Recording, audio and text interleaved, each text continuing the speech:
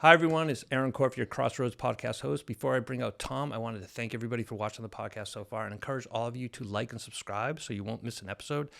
Also, leave a comment. All feedback is welcome, and it's invaluable to us in terms of improving the podcast going forward. Once again, thanks, everybody, and I hope you enjoyed the episode. I never would have guessed what we are. Yeah, the dirty shirt. Friends They all have different industry. attitudes Like about to it to know some about extent. rates. Listen up. Welcome to Crossroads. I'm Aaron Korf. I'm here with Tom Ogrodowski from Brothers Auto Transport. I would describe your position with Brothers as a Swiss Army knife. You do a lot of things for them. That's correct. I work for them. My official title would be business development. However, I'm involved in pretty much all aspects of the organization. I do an awful lot of operating statistic and analysis, pricing, customer relations. We do financial review and analysis and so forth. It's been Brothers has allowed me to bring an awful lot of my experiences together all in one place. Beautiful. And I can bring them to fore to help the company grow. So I like this because obviously I think one of the things that people like to listen to is strategy, business strategy. Mm-hmm. I mean, there's a lot that goes into running these type of businesses, and when you're looking, you deal with the metrics, you deal with the data, you do a lot of strategical analysis. What are some of the things, I think, just to put it in an interesting way, what are some of the things that you see that something might look off? Like what are some like warning signs or red flags that you've seen? I'm not saying with Brothers, so just in your entire history of working that makes you, I got to pay attention a little more closely. Well, there's a number of what they would call key performance indicators, mm-hmm. and there are, in our industry, we have a cash cycle that is formidable. We burn in our industry an awful lot of cash. What happens a lot of times is that people really don't focus on how much money that they actually have to outlay and how long that outlay is and what the timing is. It's like a lag. It's like a cycle. It's just getting all those fence posts correct and everything. It is. As I understand, so your background is accounting, right? Or at least that's part of the many things that you're... Right. Well, in the mid '80s, I joined Ryder Automotive Carrier Group as an accountant, and that was my first job there. But I moved on. Within a year, I got into finance, then strategic planning. I got into marketing, sales, and then operations. So let me ask you this. So I know I've always been kind of fascinated with accounting. Obviously, I have to have some understanding of financials and everything. Sure. Running my businesses, but I know that a lot of people know what a balance sheet is. A lot of people know what a P&L, and then there's cash flow statements. Right. And in a smaller business, especially when we started out, I just had a feel like I knew, okay, we're going to be at about this a month or two from now. My cash flow, my AR is varies monthly. I know when I get about this much by then, this much by that. Our payroll is pretty steady.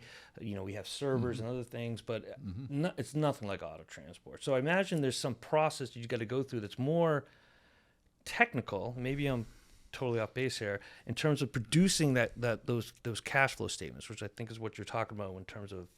It's not necessarily more technical when you talk about it, but what it is, you have to have an idea of what your operating cycle is. So in order to, you generally speaking, for example, most people pay their drivers on a weekly basis. Right. When you pay your fuel, you're going to be paying within 5 to 8 days, depending on what your arrangements are. So you have to have all of your main expenses lined up. In many cases, you're going to have money tied up. For example, the different fuel programs, you're going to be required to have money on hand at that time. So when you get involved and you get your business and you're running your loads and so forth, you have to always be cognizant of what your working capital levels are. And I believe our industry has a much tighter requirement. working capital is defined as current assets minus current liabilities, and essentially what it is. But you can't pay the bills with an account. But you can receivable. lever it to some extent in terms of debt if you Yes. need to. But that's not something. Yes. That's not an immediate solution on a particular, like on a Monday that you come in. It's something that strategically you can. No, exactly. And the thing that you got to be very careful about is you got to match your funding source with what you are trying to accomplish. And you have to make sure that your operating cash flow provides enough timely cash in order for you to keep churning that cycle. The bottom line is you have to get your operating daily cash flow in a cycle such that you do not fall behind. Because once you fall behind, you can't catch up. One of the big problems that you have is when you're starting out in this kind of a business, you'll get tied up with a factor. And the reason that you have to go to a factor is because they're going to make up the difference. Now, I'm old enough to remember and be in the industry when we were affected by the ICC rules, which stated that carriers had to be paid within 7 days to 14 days max. And that's still to this day. The rules still are there, and many of the manufacturers and many of the shippers fell away from that because as the ICC faded away and you had individual contract with your customers, It was spelled they out in that. Yeah. well, what they did is they imposed terms on you, and most of those terms were 30 days. You have certain manufacturers that have longer than 30 days, 45 or 47. Some will even, I've seen other contracts where there's even a longer pay cycle. And what that does is that puts tremendous pressure on your working capital need. So you have to get the money from somewhere. Okay, so the cash flow cycle is obviously critical because if you run out of money, That's really, right. that's really bad for your business. I know you've in the past been involved in some, I guess what you would call turnarounds, where business is in trouble. You go in there to fix things up. What's that process like? Like, what do you see when you first walk into that room? Like, what's that? Well, it depends on the situation. I've been involved in 4 turnarounds, big turnarounds in my career.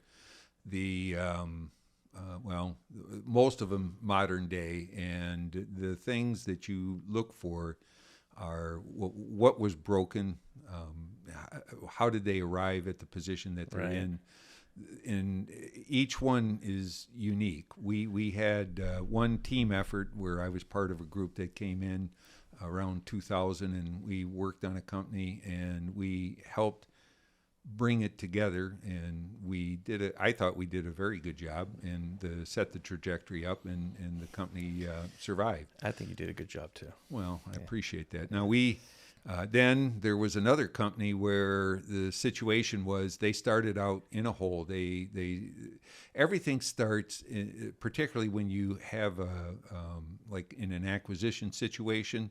One of the biggest problems that you face is if you didn't set your pricing properly, if you didn't set your expectations correctly, then you put yourself behind the 8 ball. It's survivable, but you need to be able to overcome. It depends on how deep the hole is. Right. And in that particular situation, we were doing very, very well. And in fact, we thought we had gotten to a pathway to exit, but what ended up happening was there was some consternation by the banks.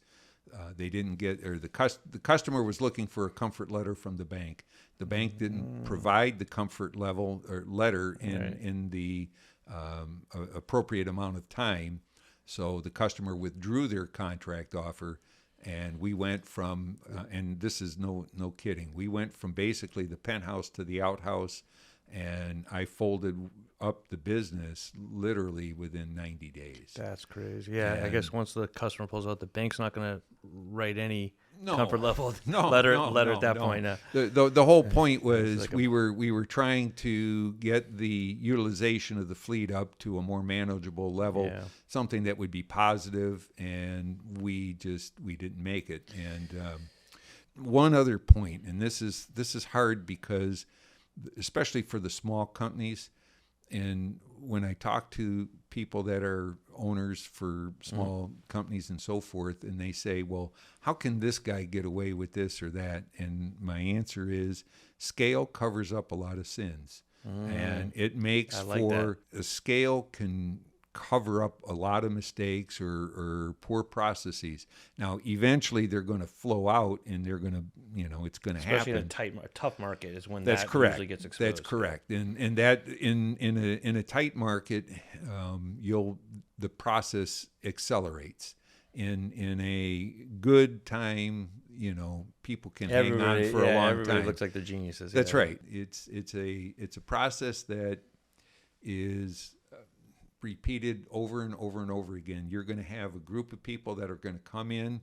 They're going to be like a ball of fire, and they're going to be like. I know what to do this time. We'll figure it out. Well, we're not going to make the same mistake that guy did because we're so much smarter. That's but say, yeah. and that's fine. But I hope so. But there's no guarantees. Sometimes, yeah. And at the AHA conferences and so forth, I put on a handful of workouts or breakout sessions and so forth. And invariably, you get asked the question of, well, what do I need to do, or how do I need to do this, or blah, blah, blah.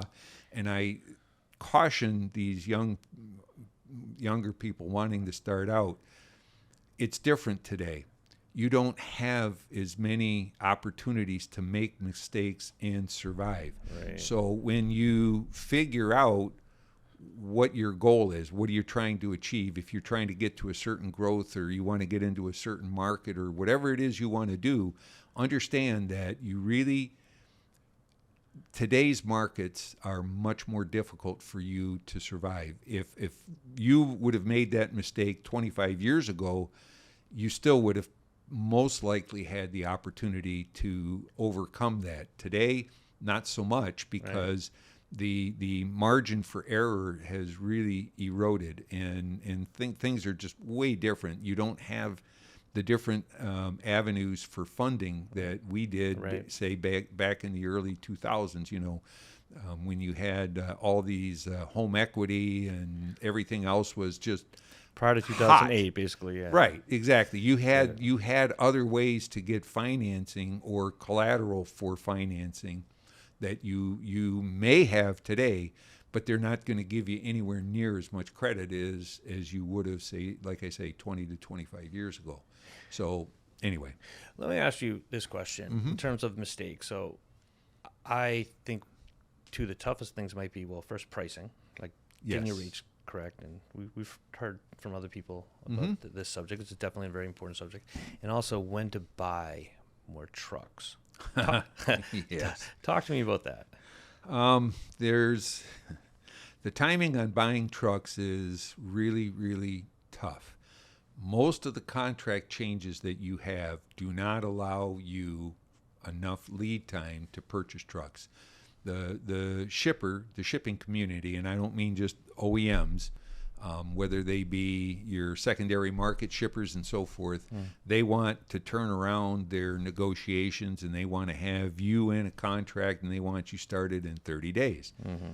You cannot buy a brand new piece of equipment in 30 days unless somebody is unable to fulfill their agreement to purchase a piece of equipment that's on order. Right. So you're stuck. And the converse is true too, that if you are negotiating these contracts, that if you have a bunch of trucks that are available to take on a new contract, what was happening before that, where you're still surviving with a lot of empty loads and empty trucks? So it's generally the healthy businesses have high utilization of their trucks. They're not going to be able to all of a sudden add a lot of volume. So playing that, it's like any industry, I think, has that same issue when you're bidding on contracts.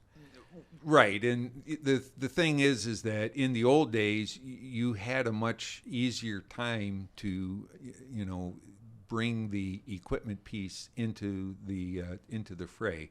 The other part that isn't always accounted for is how long is it going to take for me to get a driver into the seat and operational. Right. So in the old days, we had a pool of drivers that were available in the automotive or auto haul industry.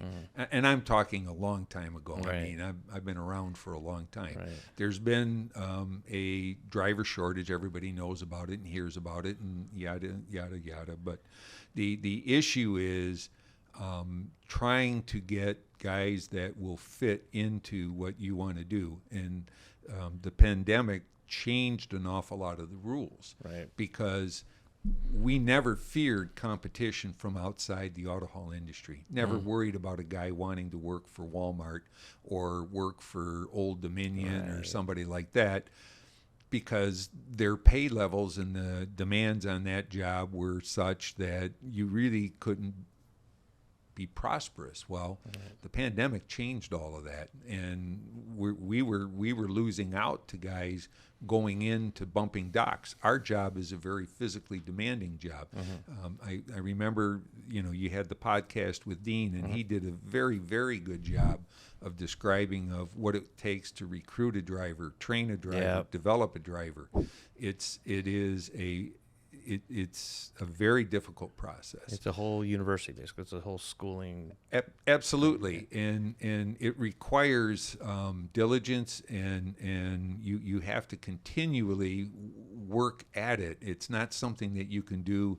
Well, I'm going to train a bunch of drivers now. Right. No, you've got to really keep a pool. You got to train your training. You got to learn That's right. how to get better and better. Yeah. Yes, you got to keep going, and you've got to have a pipeline. Even if you don't think you're going to use them, it would be wise to bring guys in because you may need them sooner than you think. Right. Those two elements have made growing very, very difficult. And then what you get into is the effort to bring in the sub-haul group on a temporary basis. Right. And that brings another whole set of circumstances, and it makes things difficult. But because of the parameters that your shippers are putting on you, they're creating a demand for that particular element or that particular group.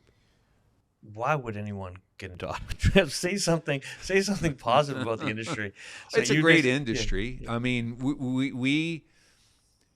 the industry, when at its apex, maybe, or I shouldn't say at its apex, at one of its apexes in the mid to late 80s, it was a very steady business, and it throws off a lot of cash, consumes cash, but it can throw out a lot of cash. Right. And when we went in the late 90s, when we divested ourselves and transformed ourselves into a much broader industry, we gave an awful lot of opportunities for people to build companies. The guys that you see today that are very large in this industry, they've been around since pretty much the late 90s. Time's a huge factor in these things. Yeah. Well, the thing is that if you stick to the knitting and you do things well, you can develop and build and grow.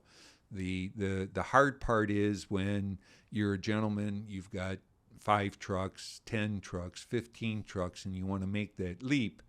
It's difficult to do because the capital requirement is so much greater today. I used to buy trucks back in the 80s. We used to buy tractor and trailer. A combination would cost $125,000. Today, it costs about $400,000 to get a good tractor and trailer combination. Yeah. And it doesn't, you don't get, it's not like you get 25% more better load factor on it or not. Right. And in fact, in some cases, we get a lot less load factor than we did back then, because the whole nature of the cargo has changed. back the way they in tear it and the way what they make you haul. Yeah. well, all the that's rules, exactly yeah, right. Yeah. You know, today, I think 60% of the vehicles, 60 or 70% of the vehicles that are sold are going to be either SUVs or trucks, pickup trucks, whatever. And back in those days, the ancient days, mostly it was sedans and some trucks. It was probably different, 70% passenger cars and so forth. Has the OEMs come around on that at all? I mean, has it gotten any better? No, it's paying it fairly. No, the load factors, we're never going to get. I don't think we're ever going to get more than 10 or 11. The truck's on a got truck. 5 feet longer. The trailer's got 5 feet Yeah, longer. but they also have a lot heavier units that are going on there. You put an EVs now, electric yeah. you put an electrical vehicle on, you're talking an extra 600 or 700 pounds maybe. So you're going to weigh out now before you're going to cube out. And That's the dimensions, or I should say the dynamics in the industry really have changed a great deal. I don't see them really going back anyway, not in the near future, although they are moving towards these crossover type vehicles, which are smaller. Right. They're not as small as the sedan or the traditional car, if you will, but they're not nearly as big as some of the SUVs and so forth that they have. But I wouldn't bet anything. Wouldn't hold your on breath it. on that. No, I wouldn't put money on it. This is fascinating stuff. Let's go to a quick commercial break, and then we'll talk rates when we come back. All right, we need to brainstorm for this commercial. How do we show our audience that we're the best auto transport platform in the industry? Oh, we need to show them our dispatch manager. Optimizing routes has never been easier. We should definitely show them our EDI management screen. Managing contracts is simple with ClearPath's EDI toolkit. Who doesn't want to work with the big manufacturers? These are all great ideas, but we need to highlight what makes us special. Sure, we can talk about all our awesome features, but the bottom line is we invest in every single one of our clients, giving them the power to scale up and increase their revenue. That's perfect.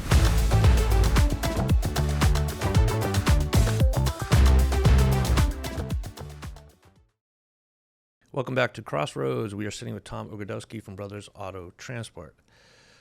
Okay, so let's talk about rates. I understand we're not expecting anybody to share any real secret sauce here, but let's talk about the process a little bit. Sure. Everybody would like to know about rates, and they'd certainly want to know where we come from and so forth. But the process of rating is an art. It's not a science. You have elements of rating or what have you that is a science.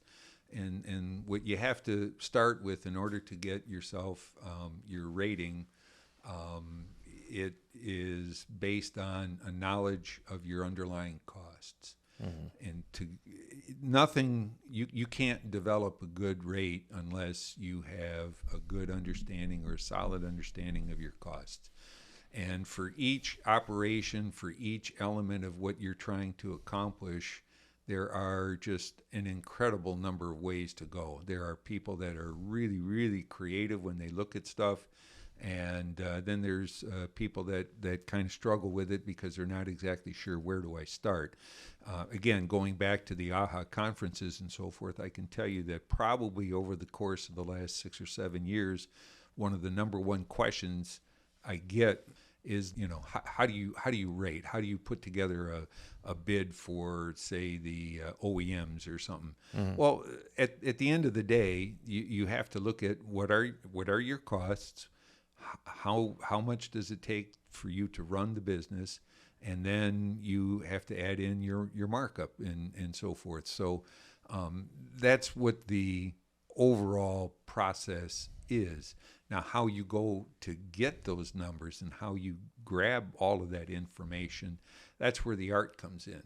And the first thing you need to know is basically your operating statistics. Are you running a long haul, short haul? What can you count on? How much productivity do you have?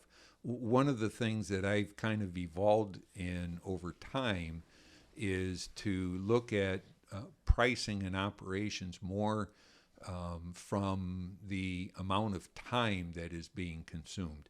We used to spend an awful lot of time on mileages and distances and this and that, but as things have evolved, or as time has gone on, it's more than just the distance.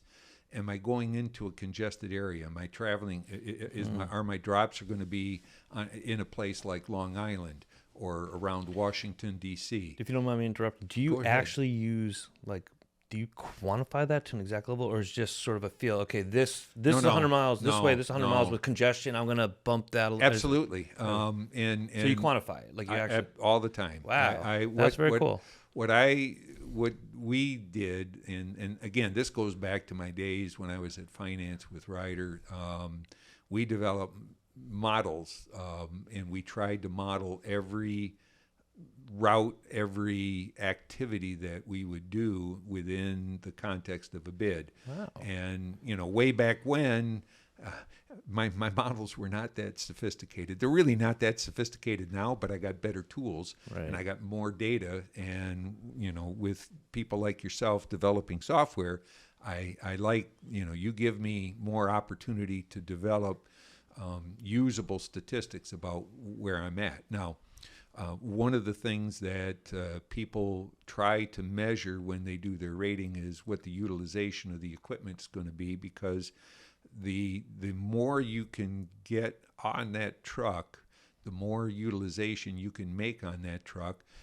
That changes what, that's numerator denominator kind of stuff. So basically, if my cost is going to be X and I can squeeze out a little bit more revenue, then that allows me to have a different pricing level. I remember the low density. Yes. We did a whole. Yes. Who did I do that talk with? Was it?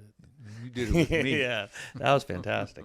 So yeah, I appreciate all that. I thought stuff. back to all that, and Yeah. we did that. And there are a lot of people that are out there that have some really, really creative ways of looking at it. If you'll remember, it wasn't.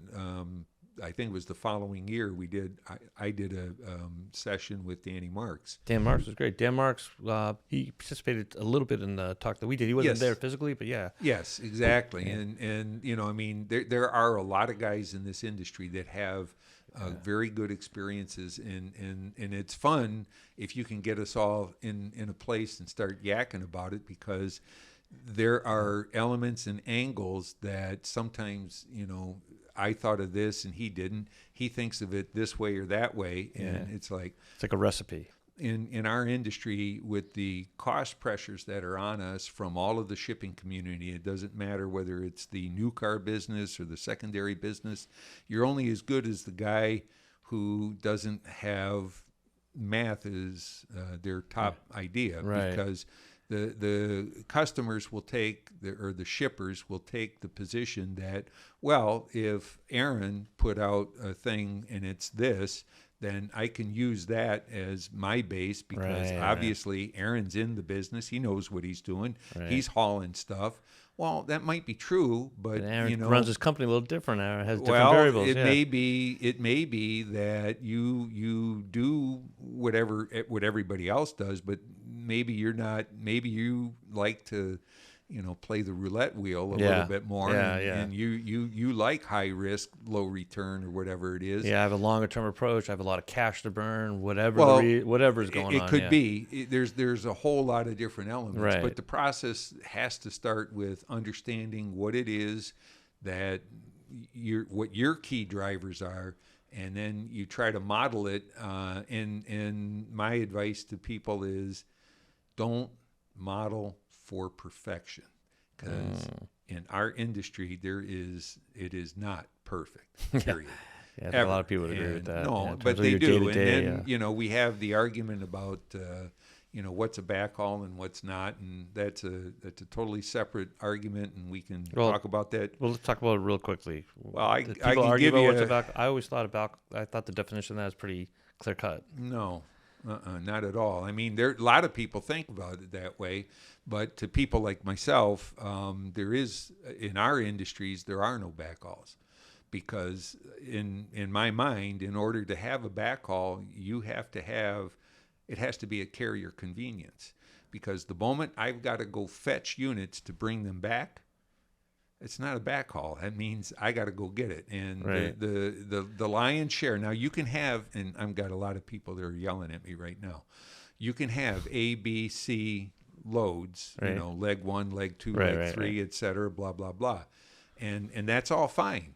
But just make sure that when you're looking at it, that you're not requiring more resources than you otherwise would have. Once you miss your original dispatch, now you run into issues, meaning that I'm going out to get load A from A to B, then I'm going to go B to C, C back to A. All right, now I have a cycle. And as long as I meet that cycle's requirements, whatever that cycle is, doesn't matter. And the moment I miss that cycle, now I've got a problem. A big one potentially. Well, yeah. potentially, in any scenario, you have the ability to make mistakes, or you have the ability not to make your cycles, and it's not going to crush your business. You're not going broke the next day or whatever.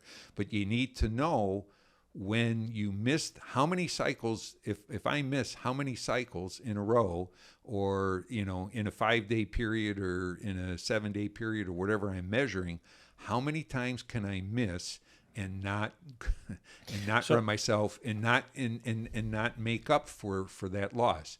Because the moment you start doing that, you're going to have to invest in additional resources to make up that difference. So you're saying to get something that's very complex and perfect and maybe very profitable, because it's complex, it's more subject to failures or like breakdown. That's of correct. That. So You have to make sure that you build yourself some cushion in there, Right. so that if there's a delay along the way, or right, if you're adding a lot more. I get it. Yeah, I think there's all kinds of different influences that can harm it. You make a delivery, and that time window that you allot for that delivery is between 15 minutes and 30 minutes or something, and it takes you an hour and a half. That's a problem. Yeah, downstream, like the next step could have a Exactly. Even more, we talked about that a couple of years ago, and I called it a cascade right, effect. right. And the problem is that I'm all about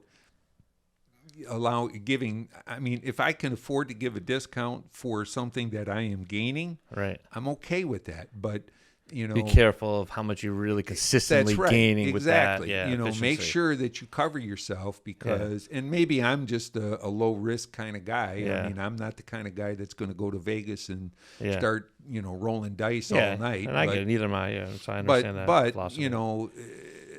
it matters. Right. And the thing is, you don't, we talked about cash flow early on, and the thing is that'll start sucking up your cash flow in a heartbeat. And yes, I'm going to be just paying the driver or whatever it is. I needed to come back anyway. Right, But right.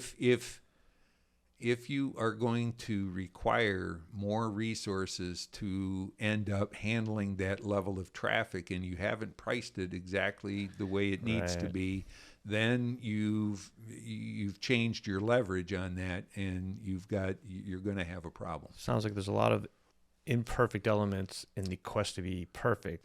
In today's world, you can make mistakes, but you have to be careful how big those mistakes might be, because you don't have necessarily the ability to recover. And the other issue that you have is your shipping community in general and is not necessarily as supportive as it has been maybe in the past. Meaning that, Are you talking about customers or subhaulers or the whole shebang? either way, yeah, all of them. In the shipping community in particular, they don't necessarily have the same level of experience. They're very smart people, but they're not managing the business necessarily the same as they may have, say, 15, 20 years ago. Right. But again, a lot of the circumstances have changed.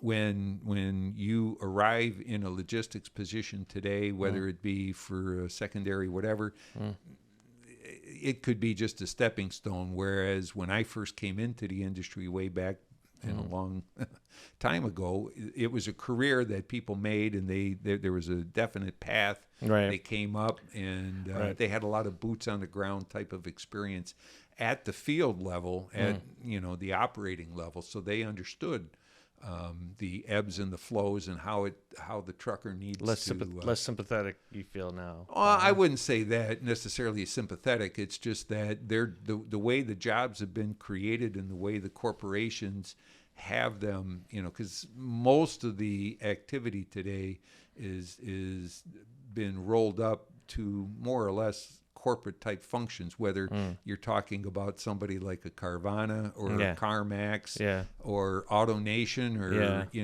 General Motors, right? The OEMs, whatever. These are highly talented individual working for the outbound organizations. logistics department of Exactly. big conglomerate, Exactly. and they have certain conglomerate rules that they have to follow. That Well, that's right, and there's all kinds of different things that go on today, and you just got to be mindful of the environment that you're playing in. I guess that's all I'm really saying. I would love to get those guys on the podcast. They would be good. That'd be great. And I think it'd be a great perspective for the auto transport. Absolutely. Anyway, speaking of the community, one question I love to ask, and I love everyone's different perspective, is the right balance when it comes to sub-haulers versus company drivers. Obviously, situations sometimes make it, if you don't have a driver available, you're obviously going to pass it on to a sub-hauler. But if you ever retrospect, looking back and saying, we felt at our healthiest if we have, without saying a number, I'm not saying you have to come up with like 80-20 or 70-30 or anything, and every business is different. What's a good mix of sub-haulers in well, see, I'll give you the economics professor answer. Please. I love that. All right. I should have saw that one coming. Sorry. But seriously, though, it depends on the model that you're running, and again, that's dictated by the kind of traffic that the patterns that you have, the resources that it's going to require. Can I ask, bro? Like, I think it's public. No, people know. No, we don't. We're basically we run virtually 95% of our business on company trucks. That's our model. There's a lot of. That's what we do. I mean, there are other companies that have a different balance, and that's all up to the comfort of whoever's running the organization. Right. To say that one is better than the other is hard for me to do, because I've worked under different conditions and they can be successful. Which is easier? Company.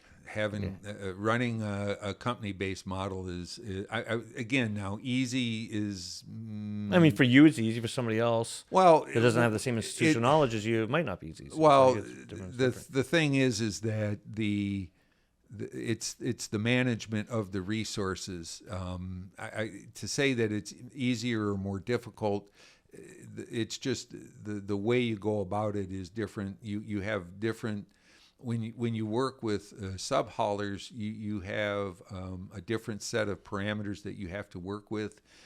It's going to be a lot more uncertain because they don't necessarily need you every day, and they can set their own schedules, so you've got to try to manage to that. Whereas when you have your own company trucks and so forth, you do have a better opportunity to set the rules and then manage to them. So it's like a different business. It really is a different business. I feel it is the very brokering much so. business is very high profit, opportunities come and go, and you just have to take advantage of them when they come your way. And you are obviously depending on a community that's not going to be as reliable as a company driver, but you're also chasing heavier profit, and you don't obviously have the long-term costs or cash burn behind it. You have, but when you get into that sort of a model, though, it's a high risk, high reward, because it depends on what the conditions are that you're running. If you're chasing spot buy, for example, well, as long as capacity is tight and there's a demand, then you're gonna win. But if the demand softens,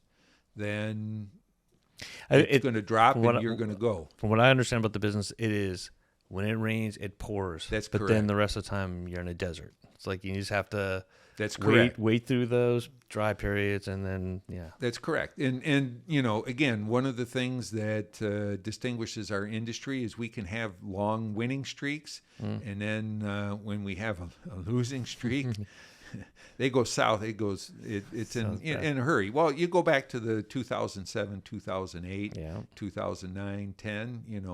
When we had that financial meltdown. I remember we were trying to build a driver school. We did it, and it was difficult because there were a lot of reasons why it wasn't as successful as we had hoped.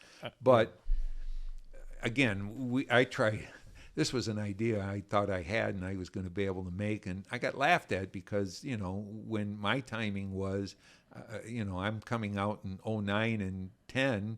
And it's like, well, the world's falling apart. Well, we got all the drivers we need. We don't need a school now. Right. And it's like, oh, okay, well, I've always had terrible timing, just by whatever. But I don't think that's necessarily true.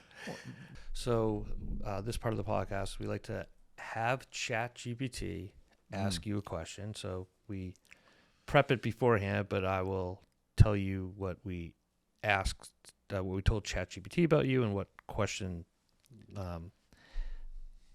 it suggested we ask you. So I said, I'm sitting with Tom Ogrodowski, who is a very strategic thinker when it comes to the auto transport industry. What is a very tough question?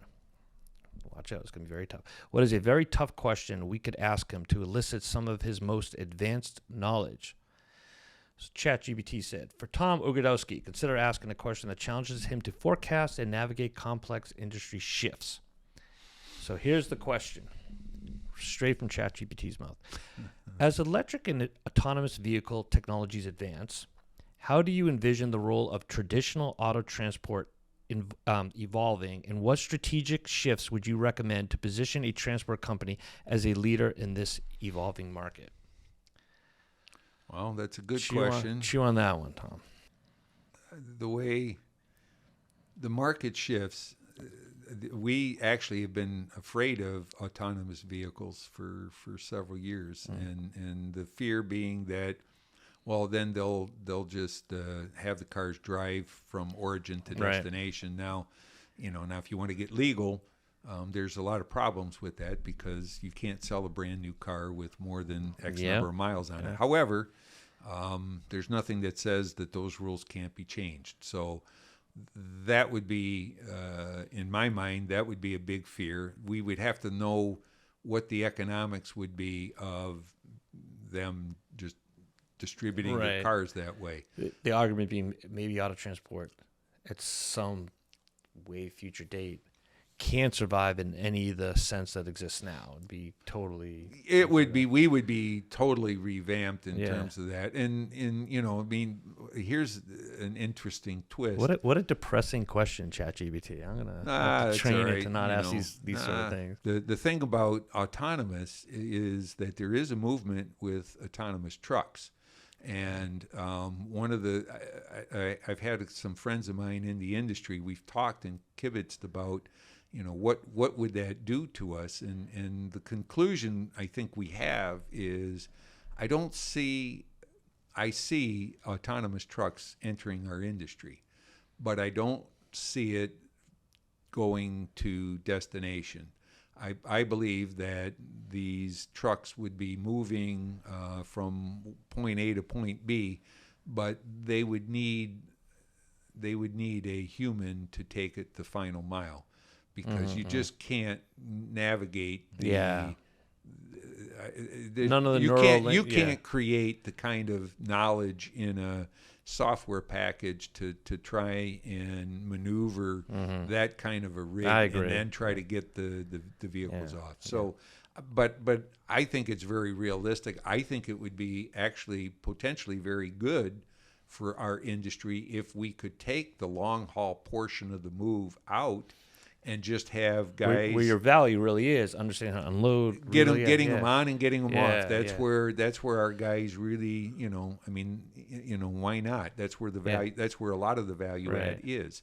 So from that standpoint, I would see that, and I would actually be an advocate for that in my own mind. Fascinating. Now, when it comes to the EV side, we've already been partially involved in that, and I think we talked earlier, and I mentioned to you that we probably will never achieve load factors like we did back in the 80s when, we actually had 14 car loads, believe it or not. Wow. Yes, sir. I did not know that. No, That's well, interesting. there's a couple of guys that got pictures of those loads on their wall. That's I would very love cool. to see them. I might be able to come up with a picture for you later. But the EV transition, like I say, we've already started to see it. There is a movement more towards way out before cube out. I would think that we would need to look at maybe a little less complex trucks. Well, we're going to have to look for lighter materials, but that's going to be very difficult to do. The kinds of materials that you would need to make the truck out of would make the cost just absolutely off the charts, I believe. I don't think you can get, there's just not the combination that you can put in to take the weight out. Is there any lobbying going on to increase the Yes. max loads? I Yes. imagine, right? There is the Automotive Carrier Conference, which is a subunit of the American Trucking Association, ATA. They've been working actually very diligently on moving an effort along to get a 10% variance on the weight to get us to 88,000 pounds. That would be huge to help us. Now, we have an awful lot of opponents that are against us on that. You have safety organizations, you have the railroads. There's an array of people that are out there. Can't they that do a would line carve up out for against it. EVs? If you got EVs on the back, you get a higher limit just because of their natural. Well, I would think so. Well, again, I think that they should just allow. I think they should allow the variance. But then one of the things that has come up in these sessions is, well, if they give it for car haul, then you're going to have every other truck. Not fair, right? Yeah. That's exactly right. Oh, yeah. Why can't we? We have to ship the batteries, right, to the factories. That's right. That sort of thing. So why not? We'll have quadruples out there, and whatever. Yeah. I mean, it would be good for us to have that variance in order that we keep the number of pieces of equipment stable on the road, because the alternative is going to be is you're going to have more trucks on the road, which not a bad thing. I don't mind. That's a fair argument. I get to have more guys running and that other kind of But stuff. I don't think the environmentalists will like the extra. Yeah, Exactly. yeah. So there are so. That is such. It's not as simple. It's not. No, but I mean, it's fascinating Yeah. discussions, because just think about all the different groups that in the last 10 Right. seconds that we talked about. Right, You've right. got- That want have a stake at the table. yeah. Exactly. I mean, it's and how many issues do you have that touch like 8 or 9 or 10, 11 different stakeholders all at once? That's very and some guys don't even know that they are a stakeholder. in right this. until they're pulled into Yeah, it. Right? yeah, exactly. So, but in my mind, what we've seen so far is that the overall, as the concentration of electric vehicles will rise, our productivity on the existing level of equipment will fall, and what you're going to see is there's going to continue to be a capacity crunch, Right. quote unquote, because we don't, because we ran out of trucks because we can no longer handle the same level. Right. In some ways, it's the exact reverse when we went from 53 to 65 foot back when we did, and then too from much capacity, 65. Well, we went from 53 to 65, 65 to 75, Yeah. 75 to 80. Yeah. And with the overhang and all of that, and that did very, very well for us. Yeah. And for the shipping community as a whole, that was awesome. Right. They got a tremendous economic benefit from those changes. Right. I'm sure that if you talk to the shipping community, what are you talking about? And I tell them, look, I measured prices for 20 some years. Right. And I can tell you that there were cars being shipped in 2010 for the same price that people were getting in 1995. Wow. And the reason that they were able to do that was because we had all More these capacity, different, we had more capacity, we had the ability to more That's flexibility. interesting. That's an interesting statistic. Wow. Well, I don't, I have to be careful because. I mean, it's anecdotal. I get it, but but no, I mean, I know that makes sense, right? Well, no, I exactly. I mean, there's there's some other reasons for that, but bottom line, the shipping community had a tremendous economic benefit. The problem that the shipping community has today is that there are no more magic tricks. Yeah, we can't. And you're getting some of the unless they're going to give me basic- 10% more weight, and they're going to give me maybe another 5 feet or whatever it is. If they want to do that, then we can keep the pricing level stable. But I think that has changed dramatically. I think it's going to affect price will go up. Well, yeah. I mean, yes, and there's going to be some fighting going on before then, and maybe some carriers go out of business until, I guess, the OEMs and the shippers understand what's going on. But well, I mean, at the end of the day, they need a healthy transport business in order to get their cars to market, and until the rules change significantly. We're here. We're going to be here. We're not the